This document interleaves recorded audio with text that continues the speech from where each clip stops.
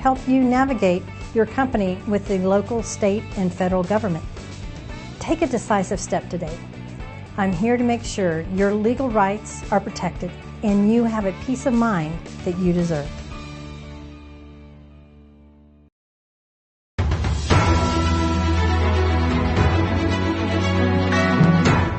Broadcasting live from Houston, from the space city to the world, you are watching Now Media Television.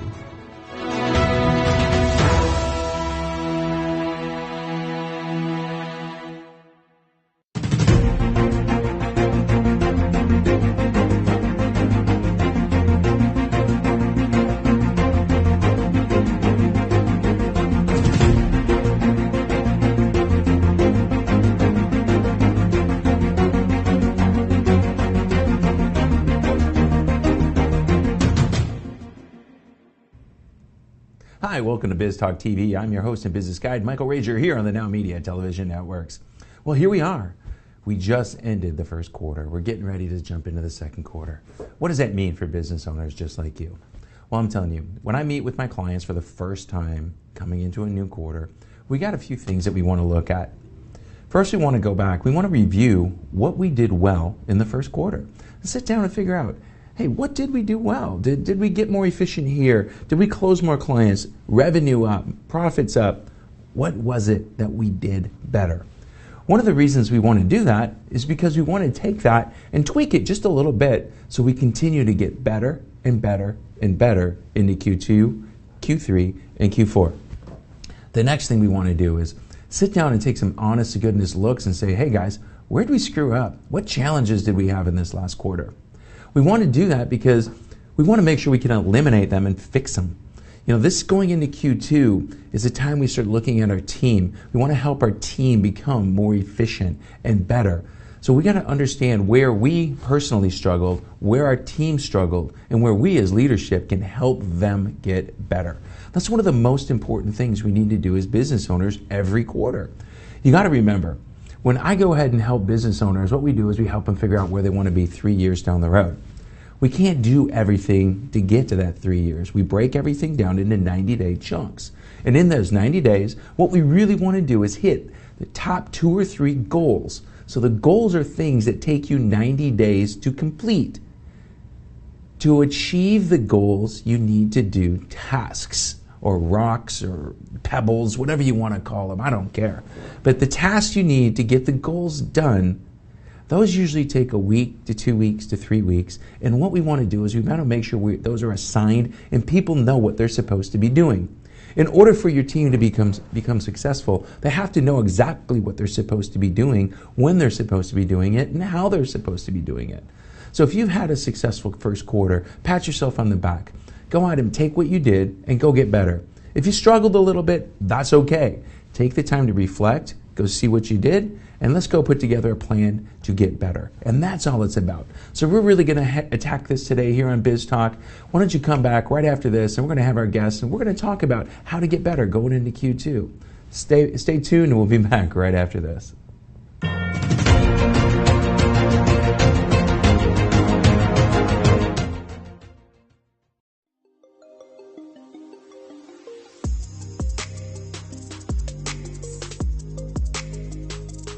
Hi there, this is Matthew Paul, CEO of Mayana Financial, where we'll help you live in the black and set up your financial future. You, as a business owner, is running your business and should not be worrying about your upcoming payroll or other expenses. You, as a family or individual, made a lot of money last year but trying to figure out where everything went. And that's where we come and help you. We are financial coaches and registered financial advisors, where we sit with you, create a budget, and ensure that your high interest debt is paid off and plan for your upcoming expenses. In your business, we will help you understand where the money is going and create a plan so you don't have to borrow at a high interest debt. We come across and help you to attain your financial future. So if you need to learn more about us, you can reach us at 281-435-1888. Again, I am Matthew Paul, CEO of Mayana Financial, where we help you live in the black and set up your financial future.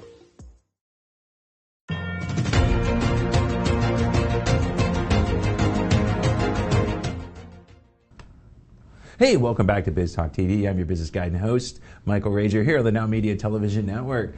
All right, it's been a few weeks since we've had her in here, but we got Kristen Gunderson. Kristen, how are you doing today? Great. Thank you so much for having me back today, Michael. Man, it's the middle of tax season. Yeah. How do we pull you out? Like a week and a half left. Yeah, how do we pull you out?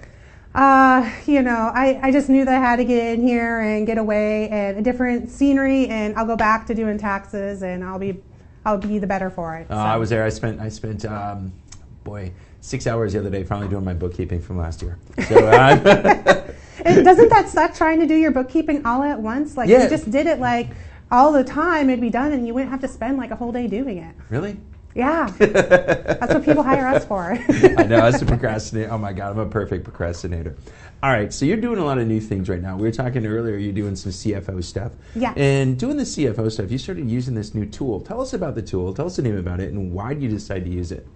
Yeah, it's actually called Pathmaker, and I started doing it about a year and a half ago. I went through a business coach and started doing this Pathmaker program for my own self to learn more about me. I didn't know what it would be like or what it would do, but I literally, when I got done with it, I'm like, oh my gosh, like I've been doing bookkeeping and accounting for the last 20 years, and I feel like I've been in the wrong career like this entire time, and I'm like, having a midlife crisis, like what the heck do I do? And then going through it, I actually realized that I am more of a futurist instead of a realist, and bookkeepers, they really need to be realists. So with the futurist part, I really got to see that I love looking at the big picture. I love seeing, I can see out like what needs to happen, where the company needs to go. I love strategizing. And what I can do is I now use that 20 years of bookkeeping, accounting experience and know how to use the numbers, and I can actually see where the company wants to go, and I can take it from there. So I'm actually loving this new CFO side that I've added to my business to be able to help my clients grow their businesses and leverage what they have and just taking them to the next level. So I've been really enjoying it. So let me ask you this question about Pathmaker. So you said futurist, realist. How many different options does it give you? Because I take it some sort of personality testing, right? Yeah, it's, some people do a personality test to be able to hire people and know like who they should be working with and stuff. Mm-hmm. And it really, there's two big parts of it. One is you look at your interests, you look at your abilities, you look at your values. And the interests are like what you love to do. The values are what you need to be doing in order to give yourself meaning. And then there's like your temperament. Are you an internalist? Are you a socialist? Are you a futurist? Are you a realist? Are you a planner? Are you an analyst? And there's another one that I can't think of off the top of my head. It also lets you know if like what your motivated role is. Like, are you more of the creative side, the creative developer? Are you into developing? Are you a maximizer or a refiner? So it's just been really, really interesting to see all the different personalities and to be able to see how to use them and when to use them. And I've actually started using it with all of my employees now. So now we're going through this in my employees, and I'm using it in the hiring phase. So I'm actually really enjoying this Pathmaker. Well, yeah, because the hiring phase is one of the most difficult phases that business owners have. I mean, we used to teach something called the 4-hour hiring system, and I'm a big fan of group interviews. I really am. People hate it, but it really allows us to see how people interact with other people. And even if you're going to be somebody like a bookkeeper or an accountant, where a lot of times you're going to work on your own, you still have to work with other people, and you have to see how you get along. So how are you using this with your clients? What are you helping them do, and how are you helping them set it up? Yeah, well, with the hiring phase, I'll go there next. So I'm currently looking for a bookkeeper. Like, we are growing and expanding, and like I know, first off, with my clients and with me myself, like we need to figure out what our organizational chart is. What positions are open in our company right now? What positions do we need to hire for in the future? And I'm doing this with my clients also. But just me using it with trying to look for a bookkeeper, like the first candidate that I had, like they're sending in their resumes, so they can send in their resumes, and then I have them take the motivated role to figure out, okay, are you creative developer, maximizer, or refiner. And I know for the position that I am hiring for, which is a bookkeeper, I need them to be a maximizer, refiner. That means they like to do the same thing over and over again. It's very repetitive. They don't come up with a lot of ideas. They like doing the same thing over and over again. So I have them take that first. And then that is able to weed out people. Like if they're way creative, I know like CFO or CEO people, like those are the people that would be in the creative side. Like if they're a creative developer, those are the people like you can be like, hey, I want you to start implementing this and maybe come up with the policies and procedures, get it going good. And the developer, like those are the ones like they're going to make sure that that role or whatever is going good, and they develop it and then they push it off to the maximizers and refiners. So knowing what you're hiring for is the first thing, and then using that. So then the people who can use, like they're the motivated role is the right fit for them. Like, okay, so I know the bookkeeper position, I need maximizer, refiner. So anyone who's not that, they don't move on to the next role, the next interview phase. So then the next interview phase is I have them fill out the interests, abilities, and values to figure out what they love doing, what they enjoy doing, what they would like to do. And I can look at that. One guy I thought would be really great for the bookkeeping position, but it came back he has nothing in there said that he is accurate or perfectionist or is into finances or data entry. Like none of those came back. Like I figured out like if I were hiring for a customer service role, he would be really great for that, but that's not what I'm looking for at this moment. So he didn't move forward. I have another lady who we moved forward with because she was a perfect fit for that. And then I sent her the next part of, okay, are you realist or are you futurist? You a planner? So what type? So I had her fill out that portion of it, and you know what? So she's still a perfect fit so far on paper. So now she's moving forward with the interview. So I'm actually going to meet her in person. Like I haven't spent any time interviewing this lady or anyone else yet, but now I am. So it saves a lot of time on the interview process of going through your time, because your time is valuable. You don't have time to sift through hundreds and hundreds of resumes. You can literally be sending this out to them, and then we just know what to look for, and when the results come back, we can figure out, okay, are they moving forward or do they get pushed back? So I like what you're doing here, because when we used to teach people how to interview, is we just didn't even want to talk to them up front. Yeah. We wanted to see how well they listened, how well they did what they did. You know, we used to go send out when they had an ad and they answered the ad, there was a phone recording that we used and said, please don't send us your resume. Mm-hmm. And if they sent us their resume right then, out they go. They didn't follow directions. You know, they were going there. Exactly. So this is helping you deselect people mm-hmm. based on the way that they're answering the questions. Yes. Okay. So it saves you a lot of time. But let's say now we're there, we get there. Are you looking for 1 to 2 candidates? And then, hey, I'm going to go pick the 2 or out of the 2 or 3 that we get there? Yeah. How are we using it then? Yeah. So exactly, we're using it that way to narrow down the candidates. But we only have 1, 2, 3 candidates left at the end, and then we can pick out which one will be the best fit. Like mm-hmm. personality, do we like them, that sort of thing. So you're actually going to do interviews of 2 or 3 mm-hmm. versus the 50. Yes. The 50 resumes you get. Yeah, and then we make sure that we have the right fit for the right job before we even get them hired. Mm-hmm. And then another thing that we're doing is we're doing this for the employees that we already have, because we need to make sure that they are sitting in the right seat on the right bus. So having your employees do it, that's another thing we can do, because making sure that they're in the right job, because if they are in their sweet spot, pretend there's this little box. If this is everything that they love to do, that they're really great at doing, that they enjoy doing, if their job is in this little box, their productivity goes up, which means that you, the employer, are getting more productivity out of them, means you're making more money. If they're a little bit outside of this box, but still close enough, their productivity goes down 0.5% to 0.75%. But if you are having them do something that's way outside of their box, it's called the danger zone. So learning what the danger zone is and having the employees know, okay, this is way out here, it's way outside, it's in the danger zone, and having them be able to come to us and save their employer in a safe spot, be like, hey, this client or this duty that I'm doing is out in the danger zone, then we can have conversations of, okay, tell me more about that. What about this client is in the danger zone for you? It's decreasing your productivity for I'm not getting as much well, can I ask you a question about that? Let's say we've only got a minute or two left here. We're a small business. We can only afford 2 to 3 employees. So people are gonna have to do stuff that's not in their target zone, right? Yeah. How do we help them with that, and go from there? Yeah. Well, we can have those conversations of, hey, this is the danger zone. So either one, like maybe it's a client that's in their danger zone.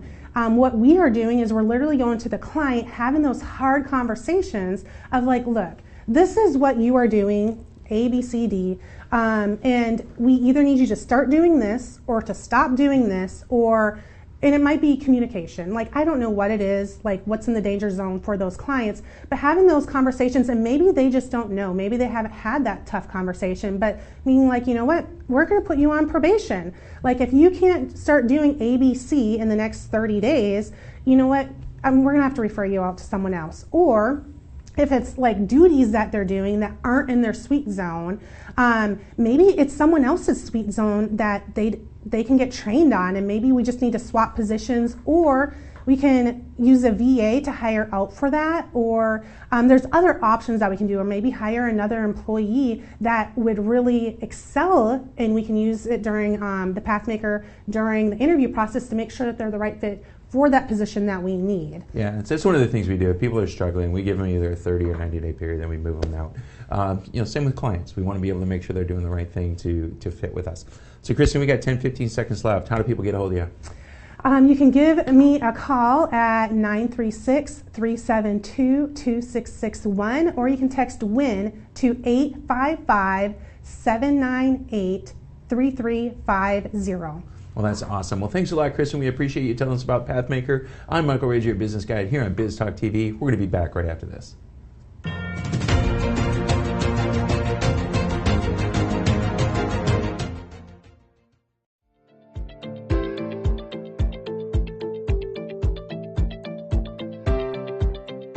Stop and think. How often do you take the time to set goals? And when you set those goals, how often do you hit them? The problem is the word goal setting. We all have goals, but goals are just wishes. Goals are what we want. What we really need is called result setting. My name is Katrin Becker, and what I do is create tailor-made result plans that ensure people will hit their targets. If you are committed for real results, let's chat and see which program is right for you and your team. Goals are just what we want, but together, results are what we will achieve.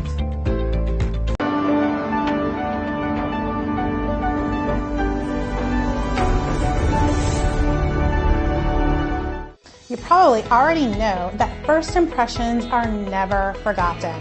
However, did you also know the way you feel about yourself contributes to your quality of life and the opinions of others? Hi, my name is Kristen Gunderson. My mission is to help people by flipping the switch inside their body, which in turn will help them to feel better and do more. In fact, once you feel your best, you will be able to pour into others, keep your cup full, and reach every goal you have set up for yourself, whether it's personal, family, or business related.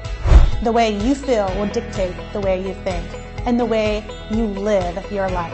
Feeling your best is necessary to achieve your goals. You deserve to put yourself first. Let me help you flip the switch so you can feel better and do more. Let's talk. I know I can help.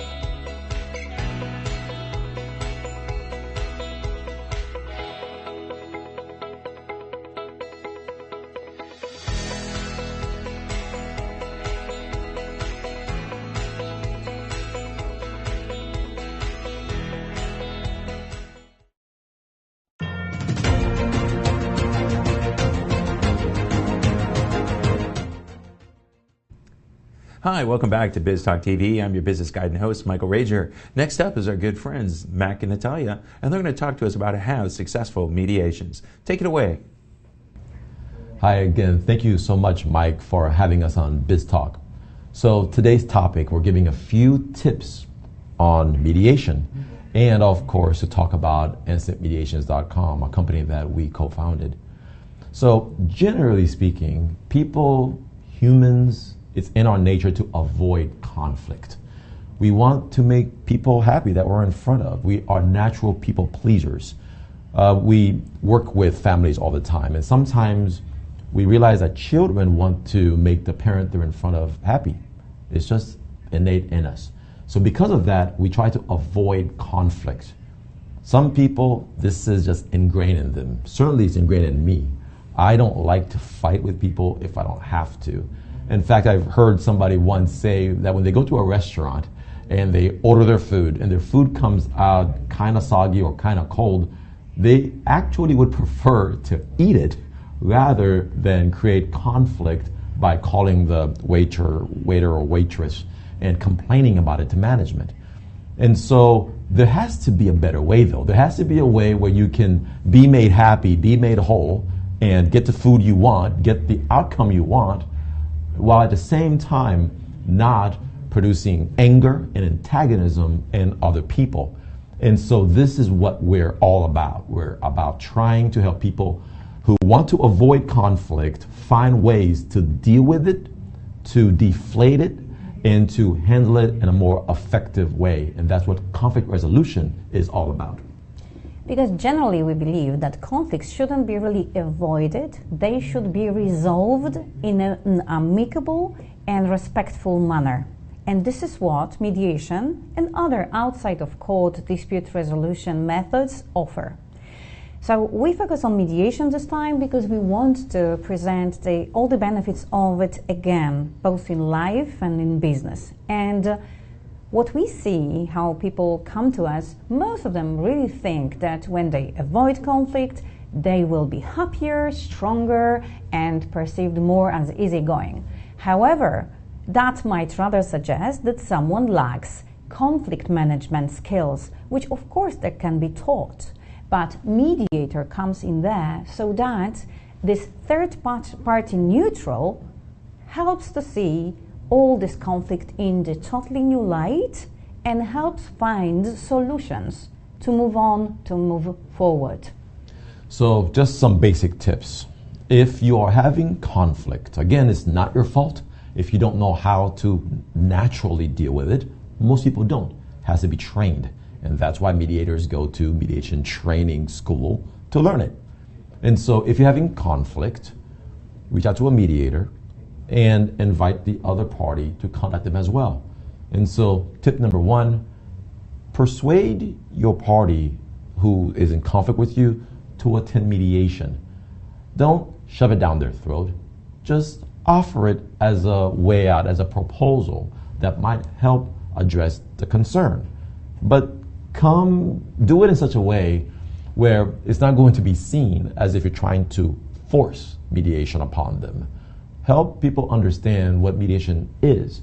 And it's a way for people to deal with a dispute and conflict in a way that is beneficial to both parties involved.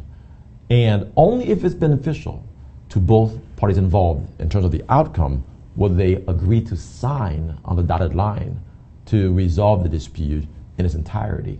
If it's not beneficial to both parties involved, then certainly it's going to probably go to the next step and go to court, or the conflict will keep existing. So in a way, there's a win-win for both parties who are involved, or even if it's multiple parties who are involved. So that's the first tip. Persuade the other side to attend mediation with you. Have them Google mediation. Have them go online and learn what mediation is for themselves so they can see, oh, okay, this is not something that is going to be enforced on me. This is something that is confidential.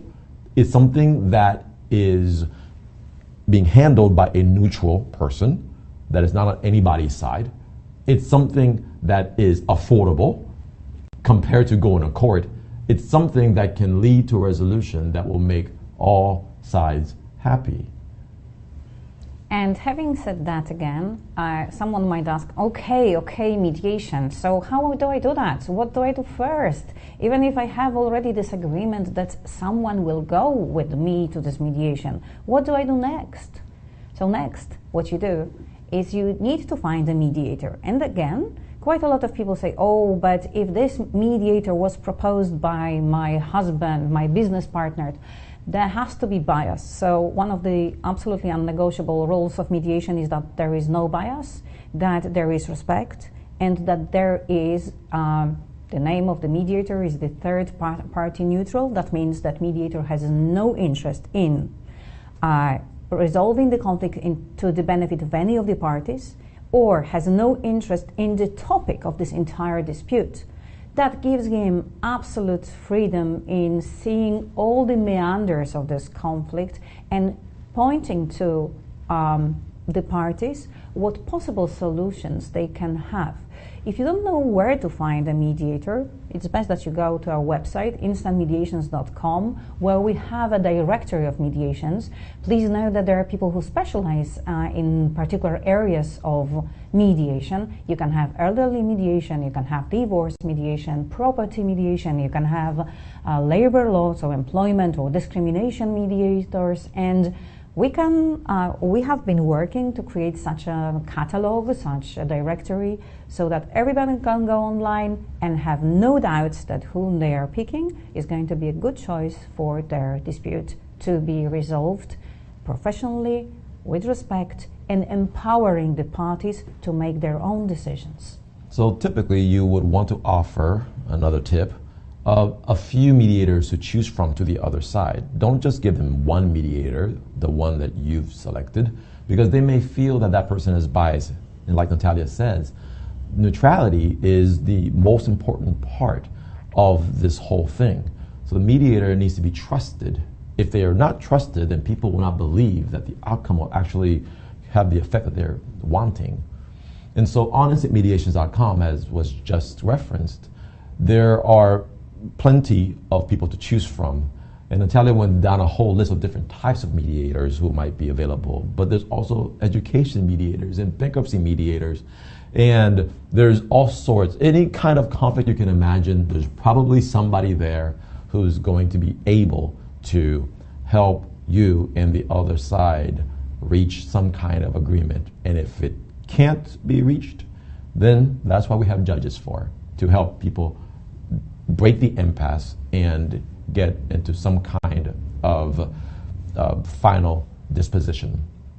So, okay, what do? I am now in mediation and I have the mediator. So, mediator explains the entire process to the parties, so reiterates all those important points. This is also the moment where you can ask your mediator any question you think is relevant about the mediator's qualifications, about the possible doubts you have or things that you don't understand in the process. Mediation is designed to be comfortable.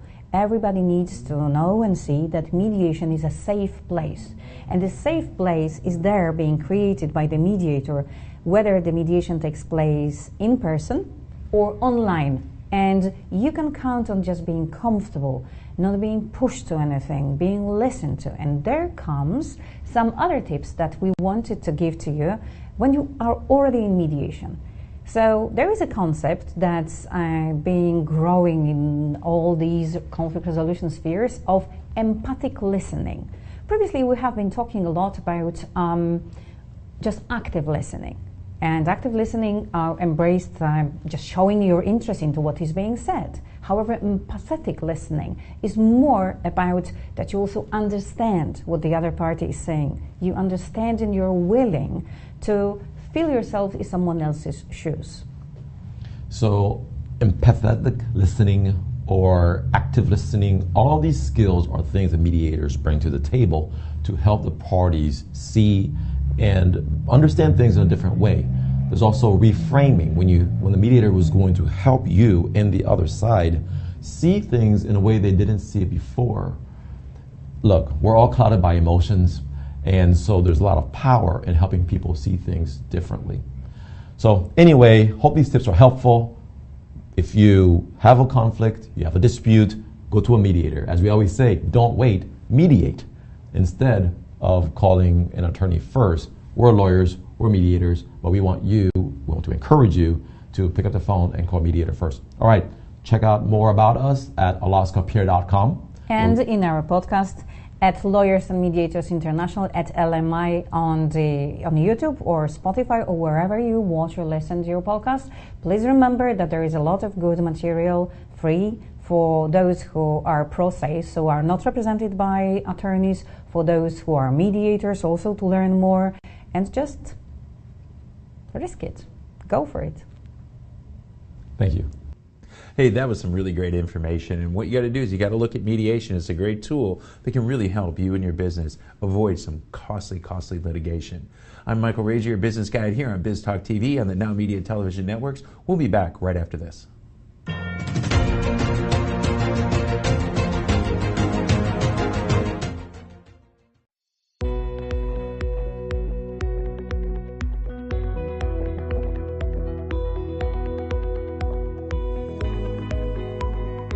According to the FBI, a robbery occurs every 13 seconds. Homes and businesses without a reliable security system are 300% more likely to be burglarized. Alert 360 provides custom-tailored rock-solid security solutions to residential and commercial customers. Whether it's home security, fire and carbon monoxide detection, flood protection, connected senior care, managed video surveillance solutions, 24/7 alarm monitoring, and life safety, Alert 360 is your ideal solution. In addition, Alert 360 has smart home and business integrations like access control and video shield for a complete peace of mind, protecting what matters the most and reducing energy costs with our top-of-the-line automatic scheduling functions. Alert 360 offers security services discounts to military personnel, veterans, first responders, educators, and hospital personnel. Don't be a victim. Take a strong step today. Call Rosana Torres at 832-863-8574 for your free consultation.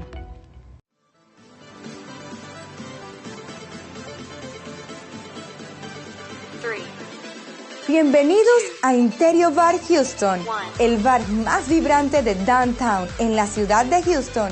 En Interior, la fiesta nunca para. Nuestro DJ de clase mundial te mantendrá bailando toda la noche con la mejor música de hoy y de siempre. Además, aquí encontrarás las mejores bebidas y cócteles. En Interior, nuestro ambiente electrizante y nuestro equipo amigable te asegurarán una noche que nunca olvidarás. Te esperamos de 9:30 a 2 de la mañana. Interior, donde la diversión nunca se detiene.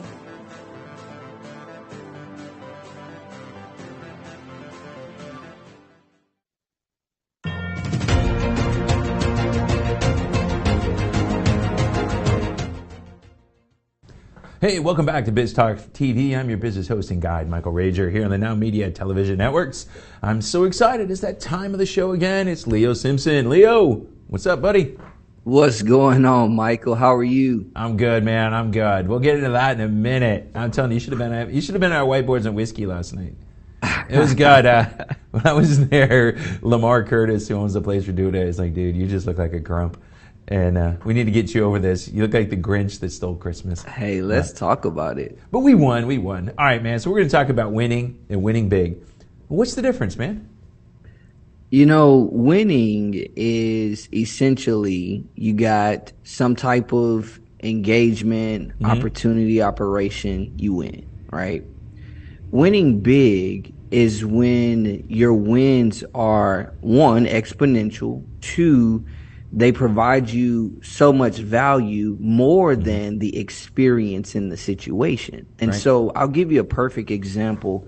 There's a guy that I follow. His name is Myron Golden. He talks a lot about all work works. He's like, some things don't work for you. And when they're not working for you, they're working on you.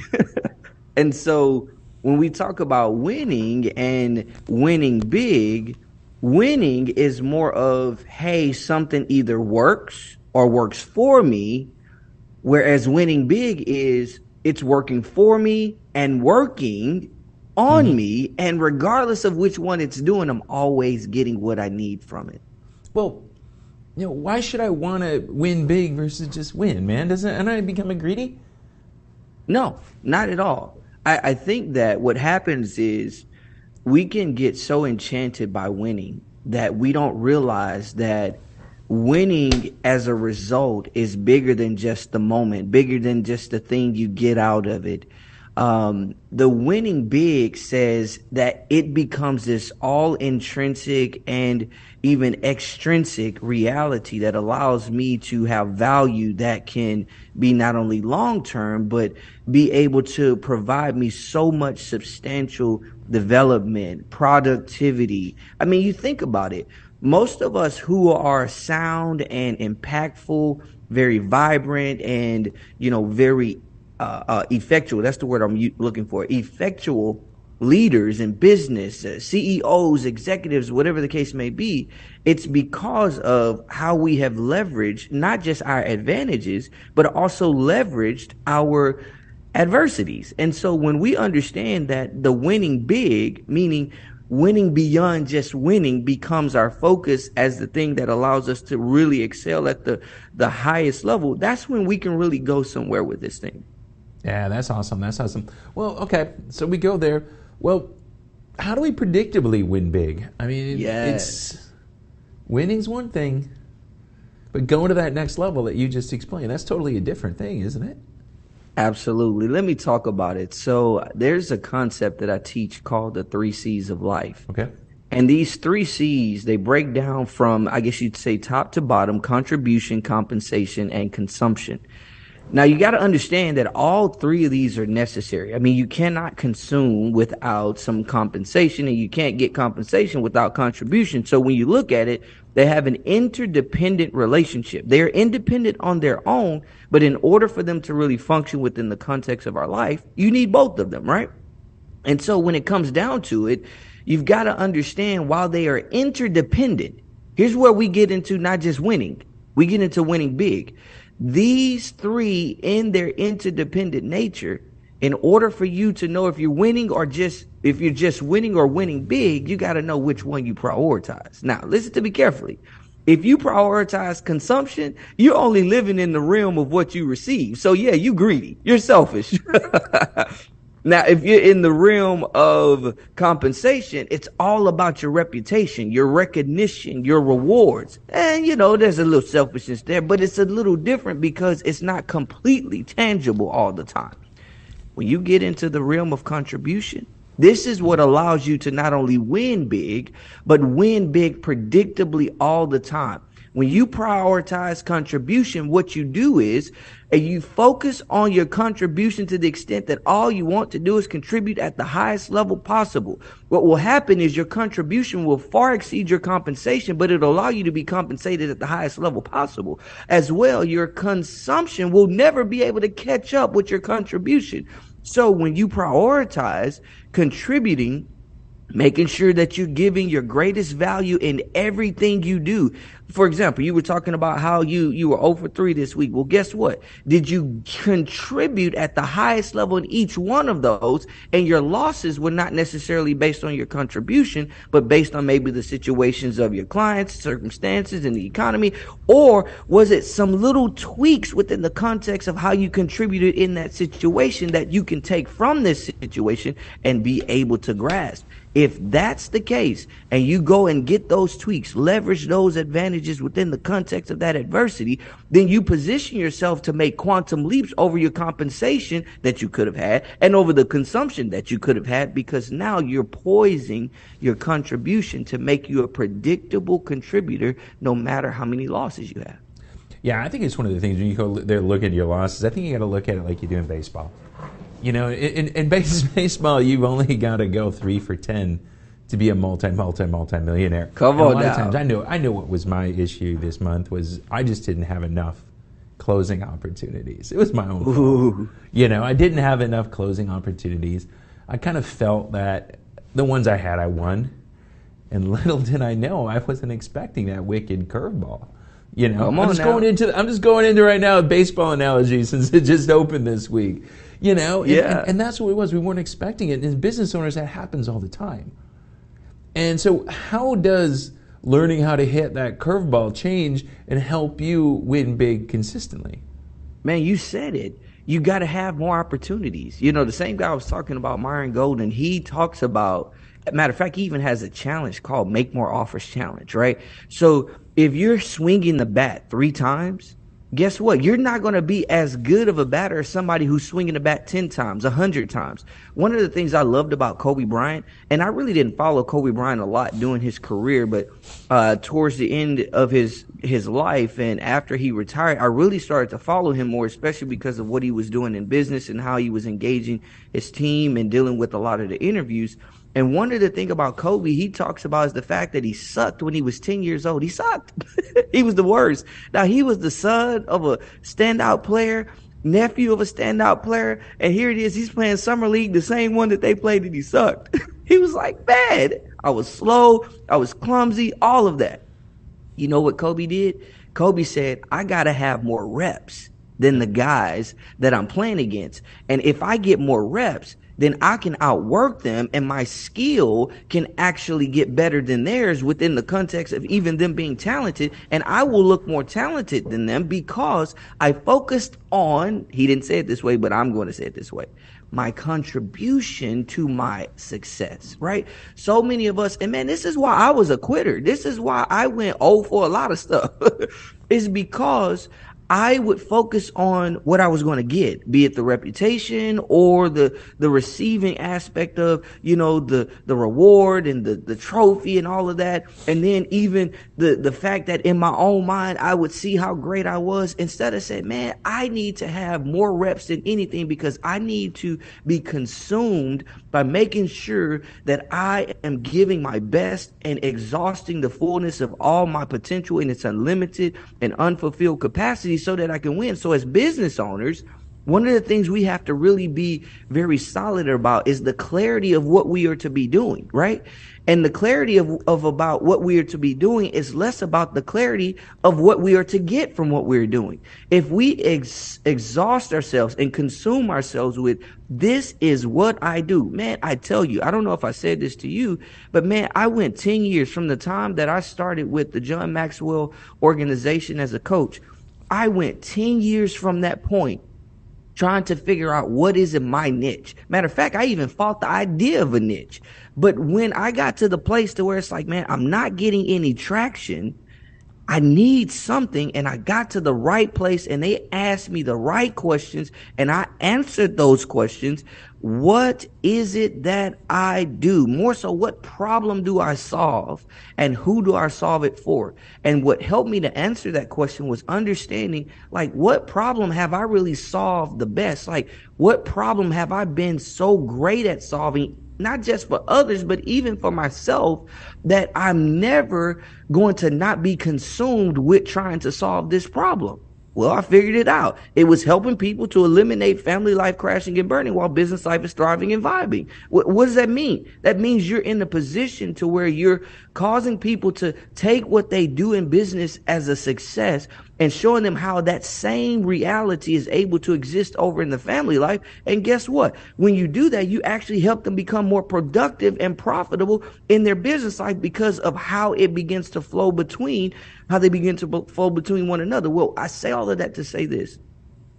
I don't care how many opportunities I get or how many opportunities I close. I care about how many I pursue now.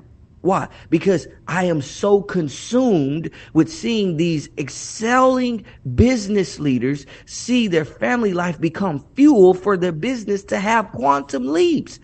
I don't care how many people say no. Matter of fact, when you say no, I get fueled. Why? Because why did they say no? What is it that I get from that no? Not only what does I get from that no might actually mean I should have never pursued them in the first place. Am I getting off track? Am I not pursuing the clients I'm supposed to pursue?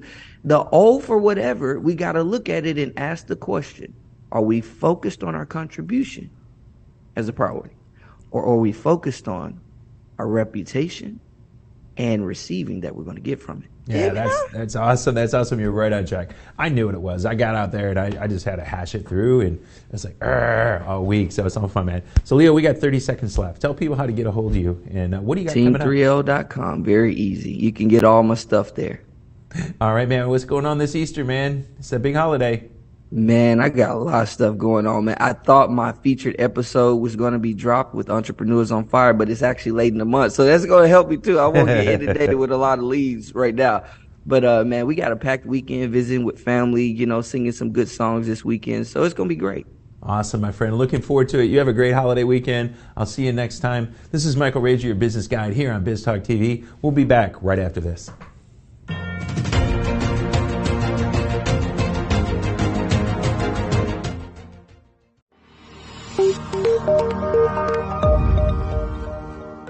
Are you a business owner feeling overwhelmed or burnt out with no energy left for what's most important to you? In order to effectively run your business and maximize your profits, you have got to be the best possible you that you can be. Now is the time to reclaim your energy, master your schedule, and maximize your profits so you can effectively run your business rather than it running you. It's time to become the CEO of your business and life. I'm Jen Godet, a business strategist and life coach. I work with overwhelmed business owners who feel stuck in a rut and depleted. I teach you how to stop doing the things that aren't making you money and start prioritizing the things that bring you energy, joy, and lasting impact. I'm a human performance specialist and an international best-selling author. I've helped countless people all over the world to learn the art of saying no, overcome their fear, and maximize their performance. Let's get you to live your best possible reality. Start today and become the CEO of your business and your life.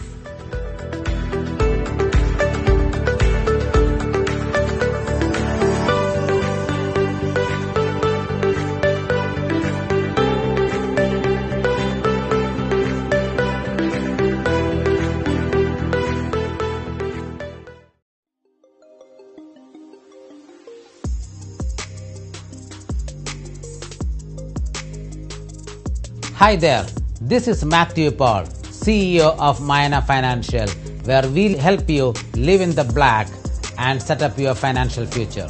You, as a business owner, is running your business and should not be worrying about your upcoming payroll or other expenses. You, as a family or individual, made a lot of money last year but trying to figure out where everything went. And that's where we come and help you. We are financial coaches and registered financial advisors, where we sit with you, create a budget, and ensure that your high interest debt is paid off and plan for your upcoming expenses. In your business, we will help you understand where the money is going and create a plan so you don't have to borrow at a high interest debt. We come across and help you to attain your financial future. So if you need to learn more about us, you can reach us at 281-435-1888. Again, I am Matthew Paul, CEO of Mayana Financial, where we help you live in the black and set up your financial future.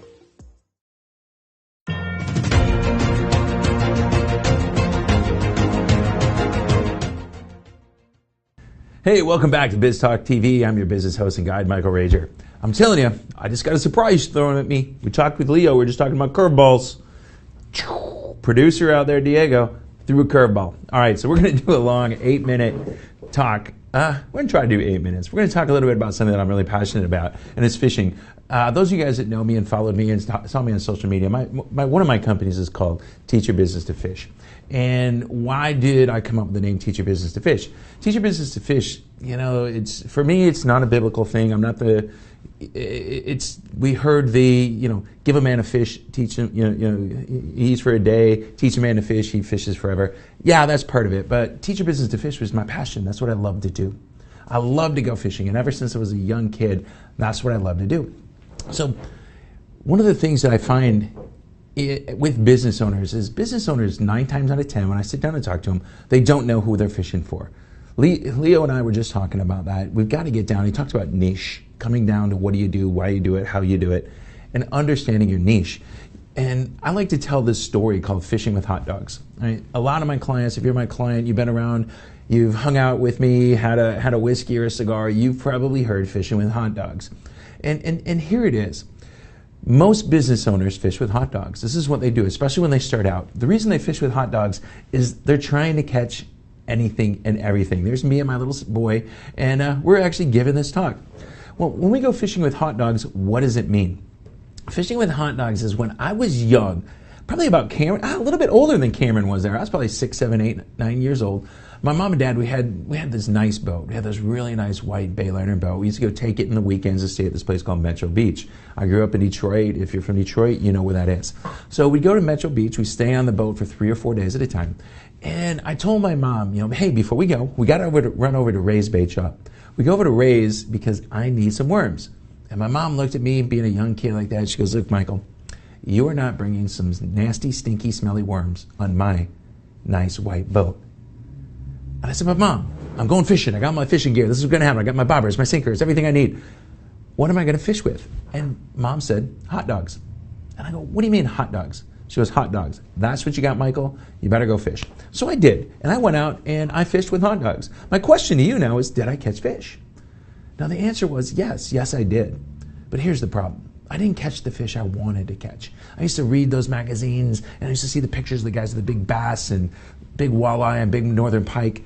That's not what I caught. I caught catfish and suckers and carp, and I thought at the time were very undesirable species. And that's what happens with a lot of business owners. They go out and they fish right now. They fish with hot dogs, and they catch a lot of undesirable species. So about 12-year-old Mike, he started doing some reading, and he went up to a place called Ludington, Michigan. He went with his grandparents. I went with my grandparents. They took me up to Ludington to go see some friends. And in Ludington was known for catching big Chinook salmon. I'm talking 25, 30-pound Chinook salmon.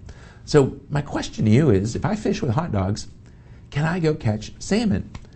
The answer is maybe. We may be able to dunk a hot dog down there and maybe a salmon will eat it. Well, here's the problem with that. We look at it. We got to look at what salmon are, what do they do, how do they live in the Great Lakes. So this is the time we're fishing. We're fishing on Lake Michigan. And the salmon at that time, if you look me up a little bit, I've actually got a master's degree in trout biology. So the salmon in Lake Michigan, they live in deep water. So they were living in water that was 200, 300, 400 feet deep. They weren't living on the bottom. What they did is they found this temperature break.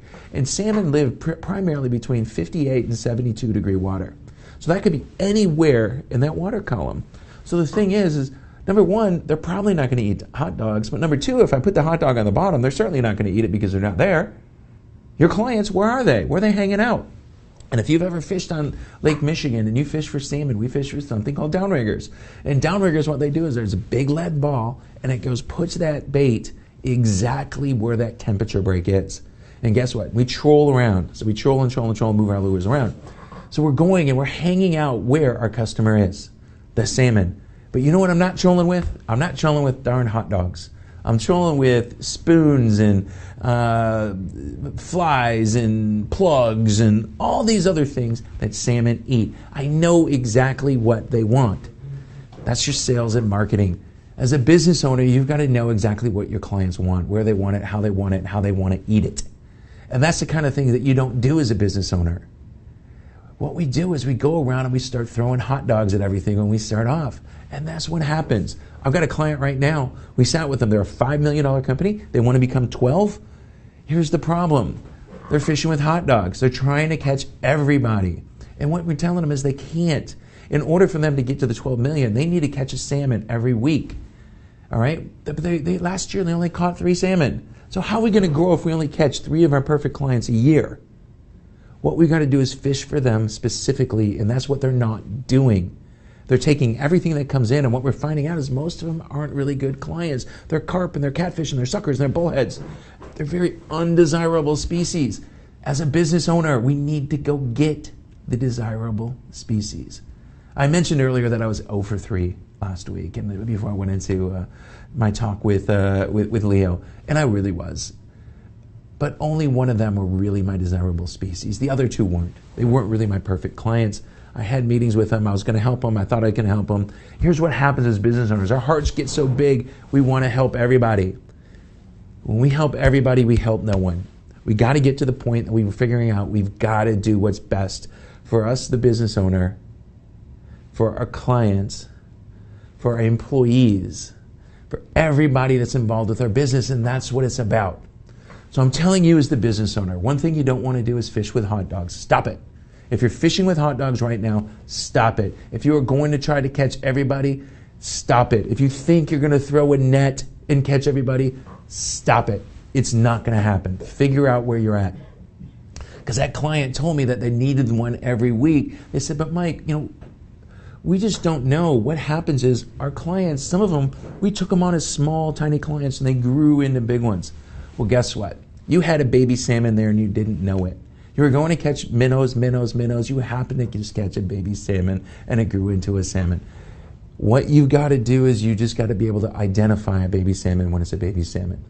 That's what's going on in business, and that's what you need to do to get big. Hey, I don't know what else to tell you. So we talked about fishing with hot dogs. That's what it's about. If you want to work with me, go to Teach Your Business to Fish. Get in there, fill out. You get my download, my free book. You can see about when we go fishing with Mexican Gulf Fishing Company. We got that coming on. Read my article.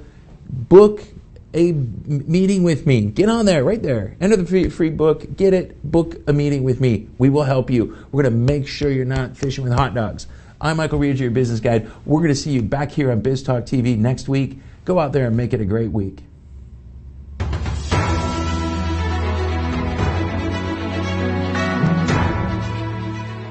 This has been a Now Media television feature presentation. All rights reserved.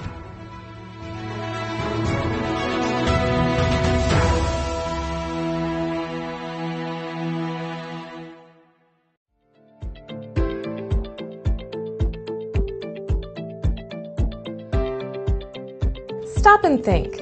How often do you take the time to set goals? And when you set those goals, how often do you hit them? The problem is the word goal setting. We all have goals, but goals are just wishes. Goals are what we want. What we really need is called result setting. My name is Katrin Becker, and what I do is create tailor-made result plans that ensure people will hit their targets. If you are committed for real results, let's chat and see which program is right for you and your team. Goals are just what we want, but together, results are what we will achieve.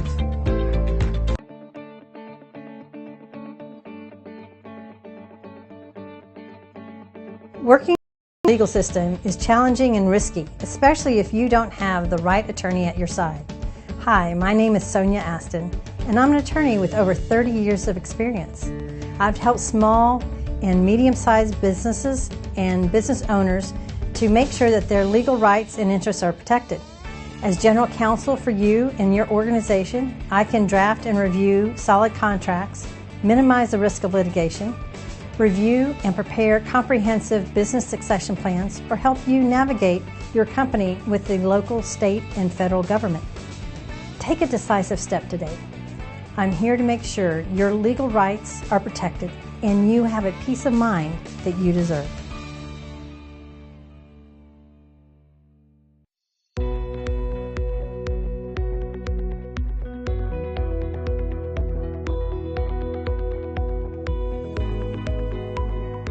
According to the FBI, a robbery occurs every 13 seconds.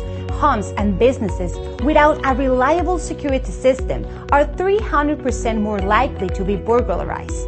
Alert 360 provides custom-tailored rock-solid security solutions to residential and commercial customers. Whether it's home security, fire and carbon monoxide detection, flood protection, connected senior care, managed video surveillance solutions, 24/7 alarm monitoring, and life safety, Alert 360 is your ideal solution. In addition, Alert 360 has a smart home and business integrations like access control and video shield for a complete peace of mind, protecting what matters the most and reducing energy costs with our top-of-the-line automatic scheduling functions. Alert 360 offers security services discounts to military personnel, veterans, first responders, educators, and hospital personnel. Don't be a victim. Take a strong step today. Call Rosana Torres at 832-863-8574 for your free consultation. Oye, Lily dice que AT&T le da a todos las mejores ofertas. Minus the air quotes. Las mejores ofertas. No need to wink. Others say they give everyone a deal, but not everyone gets the best deal. Te lo dije, aquí las mejores ofertas son para todos con una variedad de planes. You were right. Is she always right? Always. En AT&T les damos a todos nuestras mejores ofertas en cada smartphone.